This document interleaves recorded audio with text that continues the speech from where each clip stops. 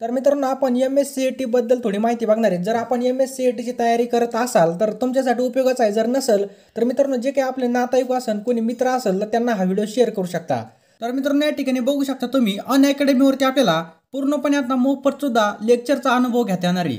त्यामुळे मित्रांनो खाली डिस्क्रिप्शन बॉक्स मध्ये आपण लिंक दिलेली त्यावर क्लिक करून तुम्ही एकदा चेक करू शकता आणि पूर्णपणे या ठिकाणी आपल्याला फ्री मध्ये एज्युकेशन मिळणार आहे। तर मित्रांनो तुम्हाला फ्री क्लास जॉइन करायचा असेल तर खाली डिस्क्रिप्शन बॉक्स मध्ये आपण याची लिंक दिलेली त्यावर क्लिक करून तुम्ही फ्री क्लास जॉइन करू शकता आणि पुरेपूर प्रमाणामध्ये फायदा घेऊ शकता। खूप महत्त्वाचं आहे आणि मित्रांनो हे सर्व आता आपल्याला घर बसल्या शिकायला मिळणार आहे, त्यामुळे कुठल्याही प्रकारची काळजी करायची नाही। आणि मित्रांनो या ठिकाणी बघू शकता टॉप एज्युकेटर्स कडून आपल्याला पूर्णपणे बघा daily T20 free practice test series सुद्धा CET साठी अवेलेबल करून देण्यात आलेली। त्यामुळे मित्रांनो जर तुमचं कोणी उपयोगाचा असेल तर त्यांना हा व्हिडिओ शेअर करू शकता आणि बघा T20 फ्री प्रॅक्टिस टेस्ट सिरीजचा तुम्ही फायदा घेऊ शकता। खूप महत्त्वाचं आहे, चला पुढे पाहूयात आपण। आणि मित्रांनो याची सगळी माहिती आपल्या डिस्क्रिप्शन बॉक्स मध्ये दिलेली त्या ठिकाणामधून तुम्ही क्लिक करून सगळी माहिती घेऊ शकता आणि तुम्हाला जर काही अडचण आली तर खाली कमेंट बॉक्स मध्ये क्लिक करू शकता। आणि मित्रांनो या ठिकाणी बघू शकता टेस्ट सिरीजची आपल्या पूर्णपणे प्लॅनिंग दिलेली, दररोज 20 प्रश्न असणार आहेत 20 मिनिटांसाठी। त्याचबरोबर बघा शेड्यूल सुद्धा आहे, सोमवार मंगळवार बुधवार गुरुवार शुक्रवार सगळे या ठिकाणी आपल्याला फ्री मध्ये अवेलेबल आहे। त्यामुळे मित्रांनो याचा फायदा घेऊ शकता। तर आपला पहिला प्रश्न काय बघू शकता, नुकतेच कोणाला 2020 चा अर्थशास्त्राचा नोबेल पुरस्काराने सन्मानित केले। तर राईट आन्सर आहे ऑप्शन क्रमांक सी वरील दोन्ही। पहिलेत मॉल मिलोग्राम, दुसरेत रॉबर्ट विल्सन। पॉल मिलोग्राम आणि रॉबर्ट विल्सन यांना 2020 चा अर्थशास्त्राच्या नोबेल पुरस्काराने सन्मानित आलेले आहे। आणि बघा भौतिकशास्त्राचा नोबेल पुरस्कार कोणाला देण्यात आला तर एकूण 3 व्यक्तीला देण्यात आला। 3 व्यक्ती कोण आहेत, पहिलेत बघा रोजर पेनरोज, पहिले कोण आहेत रोजर पेनरोज, दुसरेत बघा रेनहार्ड गेंजल आणि तिसरेत अँड्रिया गेज। लक्षात ठेवा तिसरे कोण आहेत अँड्रिया गेज। चला पुढचा प्रश्न पाहूयात आपण। दुसरा प्रश्न काय बघू शकता, नुकतेच भारतीय ब्रँड ट्रान्सफॉर्मने कोणाला आपले ब्रँड अँबॅसेडर बनवलेले आहे। त्याचं बरोबर उत्तर आहे बघा ऑप्शन क्रमांक सी चेतन आनंद। चेतन आनंद यांना बघा भारतीय ब्रँड ट्रान्सफॉर्मरने आपले ब्रँड अँबॅसेडर बनवलेले आहे। आणि बघा ट्रान्सफॉर्मर एक भारताचा प्रोफेशनल बॅडमिंटन ब्रँड आहे। लक्षात ठेवा जे काही रॅकेट असतात खेळायचे आपले त्याचा काय आहे बघा हा ब्रँड आहे। लक्षात ठेवायचं काय तर ट्रान्सफॉर्म। तर या ठिकाणी बघू शकता चेतन आनंद।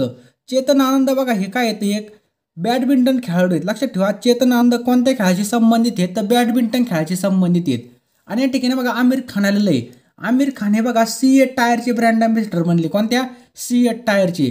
त्याचबरोबर बघा सोनू सुदे कम्प्युटर कंपनी एसर इंडियाचे काय बनलेले आहेत ब्रँड अँबॅसेडर बनलेले आहेत। आणि बघा आयुष्मान खुराना बघा टाइम्स मॅगझिन मध्ये प्रभावशालीच्या यादीमध्ये सामील होणारे एकमेव अभिनेता बनलेले आहेत, कोण आयुष्मान खुराना। तिसरा प्रश्न काय बघू शकता, नुकतेच कोणाला एका दिवसासाठी ब्रिटिश उच्च आयुक्त बनवलं होतं, म्हणजे नुकतेच कोणती महिला एका दिवसासाठी ब्रिटिशमध्ये उच्च आयुक्त बनली होती।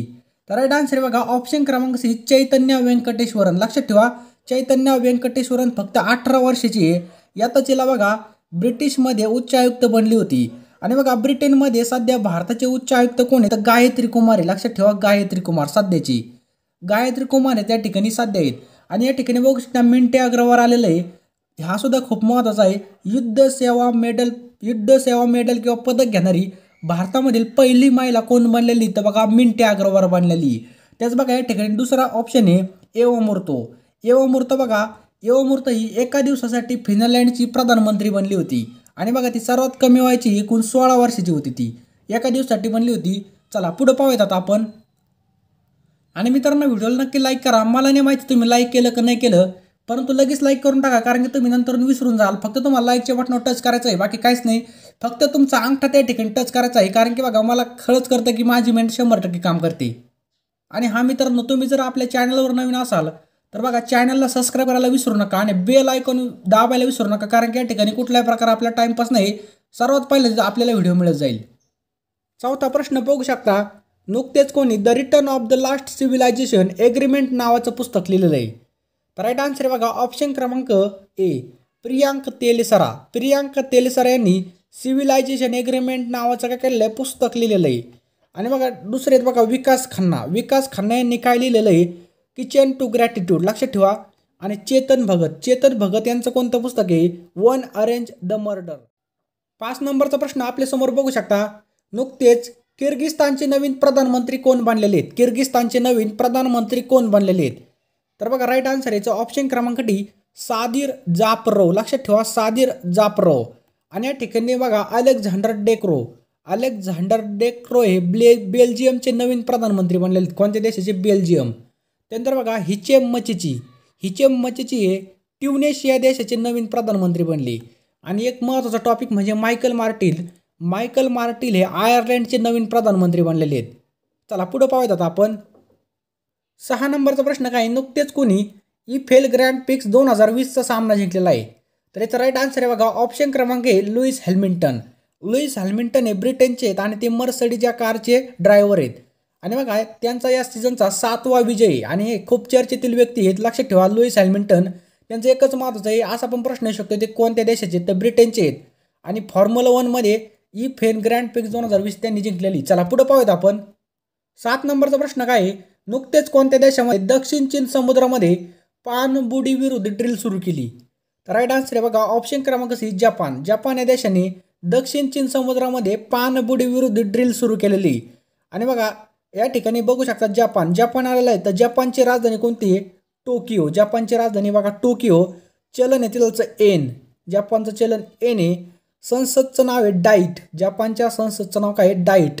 त्यानंतर बघा PM कोण आहे तिथं? म्हणजे प्रधानमंत्री आहेत योशिहिदे सुगा. 8 नंबरचा प्रश्न काय? नुकतेच नरेंद्र मोदी यांनी कोणाच्या सन्मानासाठी 100 रुपयाचं नाणं सुरू केलेलं आहे? तर बघा राईट आन्सर याचा ऑप्शन क्रमांक आहे नरेंद्र मोदी यांनी कोणाच्या सन्मानासाठी? तर विजयाराजे सिंधिया. लक्षात ठेवा विजयाराजे सिंधिया यांच्या सन्मानासाठी 100 रुपयाचं नाणं जारी केलेलं आहे. आणि बघा यांचा जन्मशताब्दी वर्षामुळे हे जारी करण्यात आलेलं आहे. विजयाराजे सिंधिया बघा भाजपाच्या सदस्य होत्या, त्यामुळेच त्यांनी काय केलेलं आहे? 100 रुपयाचं नाणं चालू केलेलं आहे नरेंद्र मोदी यांनी. 9 नंबरचा प्रश्न बघू शकता. नुकतेच तजाकिस्तानचे राष्ट्रपती कोणाला निवडले? तर याचा राईट आन्सर आहे बघा ऑप्शन क्रमांक बी इमोमाली रहमान. लक्षात ठेवा इमोमाली रहमान. त्याचबरोबर बघा या ठिकाणी बघू शकता मोख्तर ओअने हे माली देशाचे प्रधानमंत्री बनलेले आहेत. कोणत्या? माली देश. त्यानंतर बघा पुढे पाहूयात आपण. आणि बघा हे अलेक्झांडर लुकाशेंको हे बेलारूसचे प्रेसिडेंट बनलेले आहेत. आणि बघा हुसेन रोबल हे कुणालचे आहेत? तर हे सोमालिया देशाचे प्रधानमंत्री आहेत. लक्षात ठेवा. आणि मग यांना 5व्या कार्यकाळासाठी पुन्हा निवडलेलं आहे. या ठिकाणी बघू शकता इमोमाली. तर तजाकिस्तान आलेलं आहे. या ठिकाणी बघा तजाकिस्तानची राजधानी बघा तुशानबे आणि चलन आहे तजाकिस्तानी सोमोलोनी. नुकतेच कोणी chess.com 2020ची चॅम्पियनशिप जिंकलेली? एकदम इम्पॉर्टंट प्रश्न आहे. त्याचा राईट आन्सर आहे बघा ऑप्शन क्रमांक सी निहाल सरीन हा एकदम तरुण भारतीय खेळाडू आहे. आणि यांनी काय जिंकलेली बघा चेन्नईमधली chess.com 2020ची ज्युनियर ऑनलाईन चेस स्पर्धा जिंकलेली. आणि या ठिकाणी बघा जागतिक बुद्धिबळ दिवस हा 20 जुलैला साजरा केला जातो. केव्हा? 20 जुलै. 11 नंबरचा प्रश्न काय? नुकतेच पूर्ण रूपाने डिजिटल हायटेक क्लासरूम करणारे देशातील पहिलं राज्य कोणतं बनलेलं आहे? तर राईट आन्सर आहे बघा ऑप्शन क्रमांक सी केरळ. लक्षात ठेवा केरळ राज्य हे देशातील पहिलं डिजिटल हायटेक क्लासरूम करणारं पहिलं राज्य बनलेलं आहे. आणि मग आपण आत्ताच बघितलं असेल केरळचा पहिला मेगा फडपाखा पलक्कड जिल्ह्यात करण्यात आला होता. कुठं? पलक्कड जिल्ह्यामध्ये. केरळला बघा इंडिया टुडे हेल्थगिरी पुरस्कार सुद्धा देण्यात आला आहे. कोणता? इंडिया टुडे हेल्थगिरी पुरस्कार. त्याचबरोबर बघा देशातील पहिला चिकित्सा उपकरण पार्क सुद्धा केरळ राज्यामध्ये सुरू करण्यात आला आहे. केरळचे मुख्यमंत्री पिनराई विजयन यांनी बघा सार्वजनिक शिक्षण हे पूर्ण रूपाने डिजिटल हायटेक होण्यासाठी ही घोषणा केलेली. लक्षात ठेवायचं. आणि बघू शकता केरळला काय म्हणतात? मसाल्याची बाग सुद्धा म्हटलं जातं.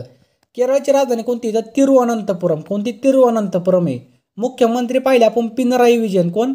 आणि राज्यपाल आहेत आरिफ मोहम्मद खान. देशातील पहिली बघा LNG बस सुद्धा केरळच्या कोच्चीमध्ये सुरू झालेली. आणि बघा केरळची पहिली महिला DGP कोण नक्कीच बनलेली? आर श्रीलेखा. लक्षात ठेवा आर श्रीलेखा ही केरळची पहिली DGP महिला बनलेली. चला पुढे पाहूयात आपण. 12 नंबरचा प्रश्न काय? नुकतेच कोणत्या राज्य सरकारने वॉटर टेस्टिंग लॅब सुरू केली? तर राईट आन्सर आहे ऑप्शन क्रमांक बी हरियाणा राज्य सरकारने काय केलेलं आहे? वॉटर टेस्टिंग लॅब सुरू केलेली. लक्षात ठेवा. तर बघू शकता हरियाणाची राजधानी कोणती? चंदीगड आहे. मुख्यमंत्री कोण आहेत? मनोहरलाल खट्टर आहे तिथलचे मुख्यमंत्री आहेत. राज्यपाल कोण आहे? सत्यदेव नारायण आर्य राज्यपाल आहेत. नुकतेच हरियाणा सरकारने बघा ग्रामदर्शन पोर्टल लॉन्च केलं होतं. हरियाणा राज्य सरकारने काय केलेलं आहे बघा, 75% जे काही प्रायव्हेट नोकऱ्या आहेत त्या पूर्णपणे रिझर्व्ह केलेल्या आहेत आपल्या राज्यासाठी.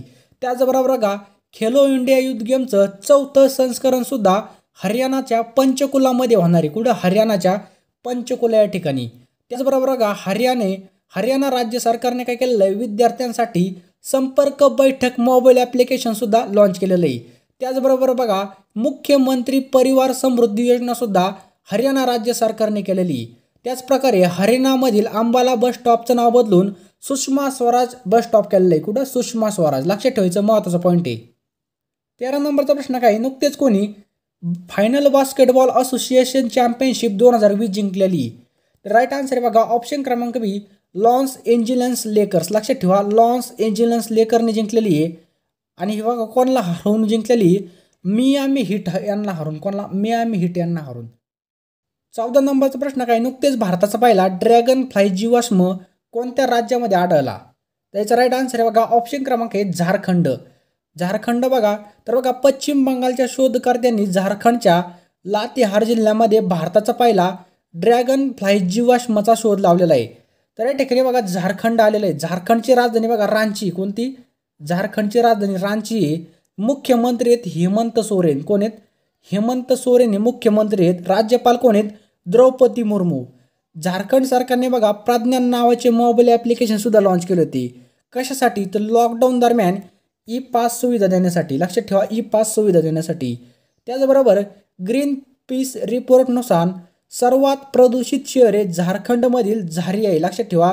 त्याचबरोबर कोळशाची राजधानी झारखंडमधील धनाबादला म्हणतात.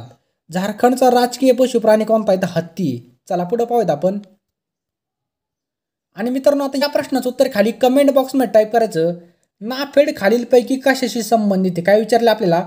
नाफेड हे खालीलपैकी कशाशी संबंधित आहे? एकदम इम्पॉर्टंट प्रश्न आहे आपल्या परीक्षेच्या दृष्टीने. लगेच टाईप करा. आणि मित्रांनो, चॅनलवर नवीन असाल तर चॅनलला सबस्क्राईब करायला अजिबात विसरू नका. आणि आपलं टेलिग्राम चॅनल नक्की जॉईन करा.